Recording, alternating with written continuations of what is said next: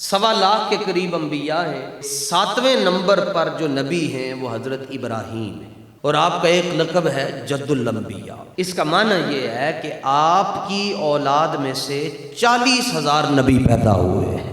ایک لقب اور ہے آپ کا، وہ ہے خلیل اللہ۔ اس کا مطلب ہے اللہ کا دوست۔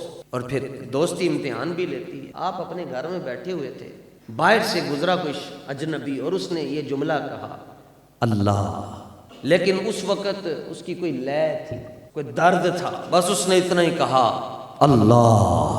آپ بے قرار ہو گئے، محبت ہے نا اللہ سے، اتنا بے قرار ہوئے کہ فوراً سرعت میں جلدی میں اٹھے اور دروازے کے باہر تشریف لے کر گئے تو ایک اجنبی کھڑا تھا، تو آپ نے اس سے بے قراری میں پوچھا کہ ابھی ابھی کسی نے اللہ کہا تھا، وہ تم ہی ہو؟ اس نے کہا جی میں ہی۔ آپ نے فرمایا ایک مرتبہ اور کہہ دو۔ اس نے کہا اب نہیں کہوں گا۔ اجنبی تھا، اس نے کہا میں مسافر ہوں، میں پیسے لوں گا معاوضہ۔ آپ کے پاس ہزاروں کی تعداد میں بکریاں کھڑی تھی، فرمایا چوتھا حصہ تمہیں دے رہا ہوں۔ اس نے پھر کہا اللہ۔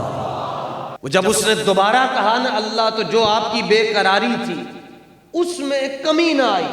ہوا یہ کہ جب اس نے کہا اللہ، آپ کی بے قراری میں اضافہ ہو گیا، چوتھا حصہ اس کو دیا، پھر کہا کہ اب پھر کہہ دو اللہ۔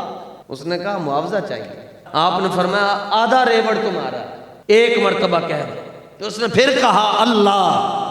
جو اس کے الہی کی آگ اندر جل رہی ہے اس میں اضافہ ہو رہا ہے، جب وہ کوئی چنگاری جلاتا ہے تو اس میں اضافہ ہوتا جا رہا ہے۔ آپ نے فرمایا پھر کہو۔ اس نے کہا معاوضہ۔ اب جب اس نے کہا کہ معاوضہ چاہیے، فرمایا سارا ریوڑ لے لو، بس کہو اللہ۔ تو آپ نے فرمایا پھر ایک بار کہو۔ اس نے کہا معاوضہ۔